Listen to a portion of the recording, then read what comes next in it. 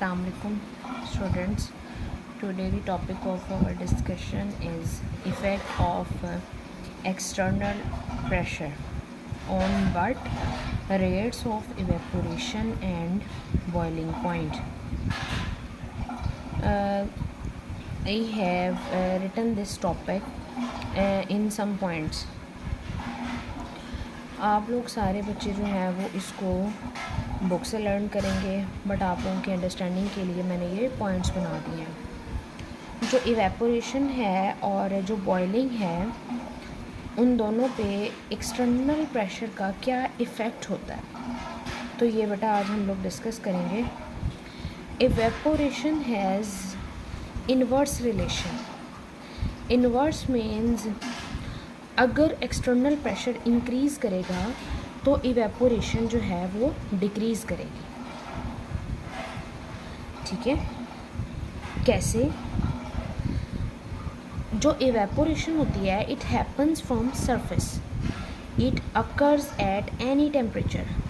Evaporation जो है वो हर टेम्परेचर पे अकर होती है और ये सरफेस फिनोमेना है,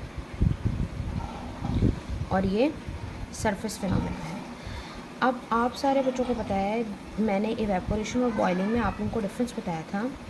जो इवेपोरेशन है वो हर टेम्परेचर पे हो रही है। इसका मतलब ये है कि जैसे ही इवेपोरेशन स्टार्ट होगी, लाइक एक बीकर है हमारे पास, उसमें जो है वेपर्स बनना शुरू हो गए हैं। ठीक है, जिस तरह बेटा वेपर्स बनते हैं तो यहाँ पे वेपर प्रेशर क्रिएट होना शुरू हो जाता है, और जब वेपर प्रेशर इंक्रीज़ करता है तो इवेपोरेशन ऑटोमेटिकली स्लो डाउन हो जाती है। तो इसी तरह लोअर एक्सटर्नल प्रेशर पे फास्टर इवेपोरेशन होगी, हायर एक्सटर्नल प्रेशर पे स्लोअर इवेपोरेशन होगी। आप लोगों की बुक में भी इसी तरह लिखा हुआ है, रेट ऑफ इवेपोरेशन इंक्रीज़ करता है by decrease in external pressure and vice versa. If a liquid is an open container, most of molecules that escape into vapor phase will not return to liquid phase. Instead, they will diffuse through the atmosphere away from container. Increasing the external pressure will force these molecules to return back to liquid surface, making evaporation difficult. ये आप लोगों की book पे lines लिखी हुई हैं। उसका मतलब यही है कि जैसे जैसे हम लोग इवेपोरेशन वेपर फॉर्मेशन इंक्रीज़ करते जाते हैं, उस तरह जो है वो वेपर प्रेशर जो है रेट ऑफ इवेपोरेशन डिक्रीज़ करता है। वेपर प्रेशर इंक्रीज़ करने से रेट ऑफ इवेपोरेशन डिक्रीज़ करता है। जिस तरह बेटा एग्जांपल में आप लोगों ने राइट करना है, क्लॉथ्स जो होते हैं वो dry faster on a dry windy day.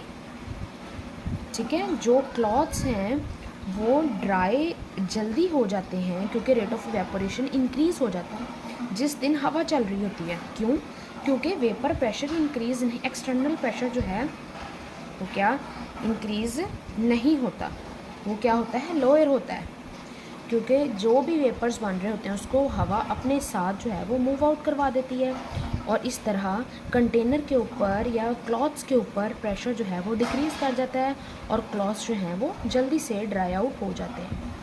इसी तरह बेटा जो बॉइलिंग है इसका डायरेक्ट रिलेशन है किसके साथ? एक्सटर्नल प्रेशर के साथ।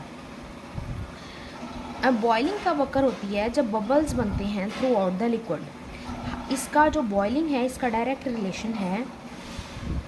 अब आप लोगों को पहले बॉइलिंग और इवेपोरेशन में डिफरेंस बताया हुआ है, तो आप लोगों को अच्छे तरीके से समझ आ जाएगी।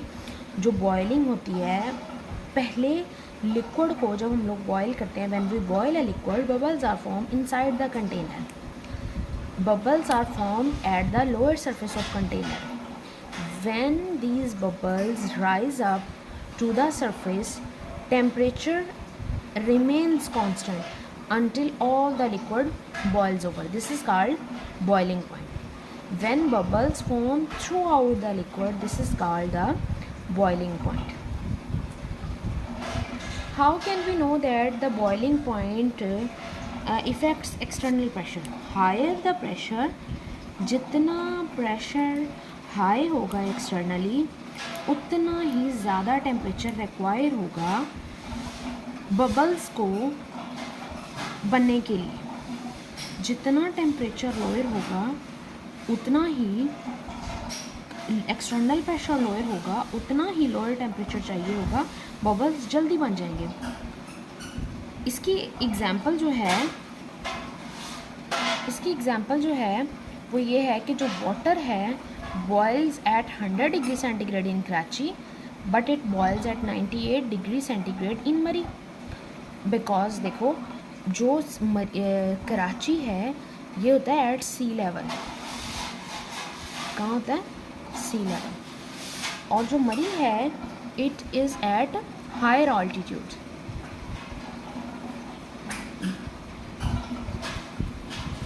लाइक माउंटेन्स, जितना हम लोग ऊपर की तरफ जाते हैं तो टेम्परेचर जो है, प्रेशर जो है वो लोअर होता जाता है, और जितना हम लोग नीचे की तरफ आते हैं, सी लेवल पे आते हैं, तो प्रेशर जो है वो हाई होता है। तो लोअर एटमॉस्फेरिक प्रेशर पे बॉइलिंग पॉइंट जो है वो डिक्रीज़ कर जाता है, और हायर एटमॉस्फेरिक प्रेशर पे बॉइलिंग पॉइंट जो है वो इंक्रीज़ कर जाता है। Like we have one container and another container. Both these containers, first container has 1 atm pressure and second container has more pressure, 2 atm pressure.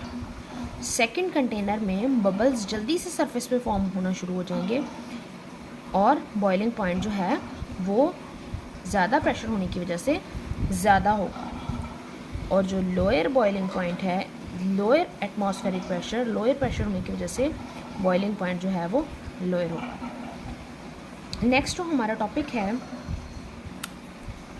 वो है अब यहाँ क्वेश्चन कैसे आएगा। पुराने वाले जो अभी मैंने टॉपिक आप लोगों को एक्सप्लेन किया है, ये आप लोगों को बेटा क्वेश्चन आ सकता है।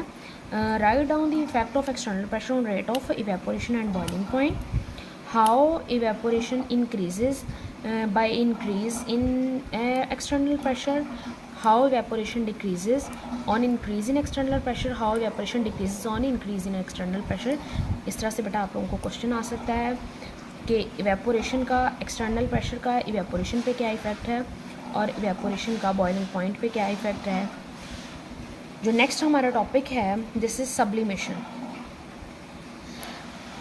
आई have written this in the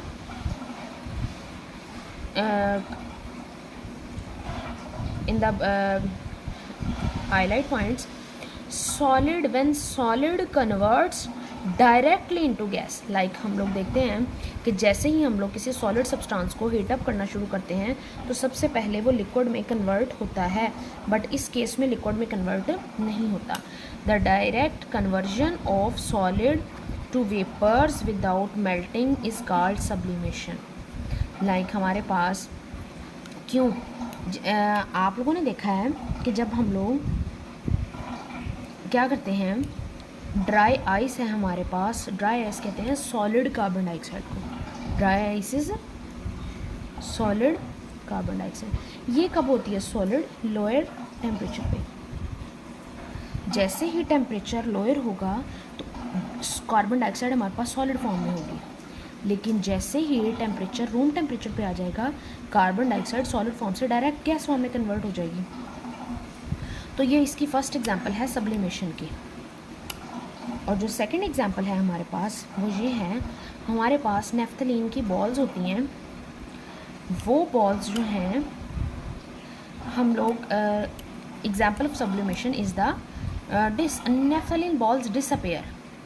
These balls are used to keep insects away from woolen cloths। हम लोग वुलन क्लॉथ्स में नेफ्थलीन बॉल्स रखते हैं, और ये जो नेफ्थलीन बॉल्स होती हैं ये इंसेक्ट्स को अवे करने के लिए वुलन क्लॉथ से यूज़ होती हैं। But these balls disappear because these ball converted in directly into gas. This gas keep the insects away from woollen clothes. अब ये जो एनर्जी है, ये this energy where does this energy come from? The energy needed for sublimation comes within the substance which then absorbs energy from the surrounding. Two examples of sublimation: deposition. What is deposition? Deposition is opposite of sublimation. Deposition is opposite of sublimation. In this, gas is converted into solid. The process reverse to sublimation is called deposition, where gas changes directly to solid without converted into liquid state. मतलब जो gas है वो directly किस में convert हो जाती है, solid state में। जैसे वेपर्स हैं, वाटर वेपर्स हैं, जो फ्रॉस्ट, सर्दियों में ठंड पड़ रही होती है, वो कोहरा जो पड़ता है, जो बर्फ़ जमी हुई हमें डिफरेंट जगहों पे नज़र आ रही होती है, वो क्या होता है, वाटर वेपर्स डायरेक्टली जो है वो उसमें कन्वर्ट हो जाते हैं। ये आज का टॉपिक था हमारा। सब्लिमेशन डेपोजिशन में डिफरेंस आ सकता है, लॉन्ग क्वेश्चन भी आ सकता है, ये अलग अलग शॉर्ट क्वेश्चन भी आ सकते हैं सब्लिमेशन डेपोजिशन।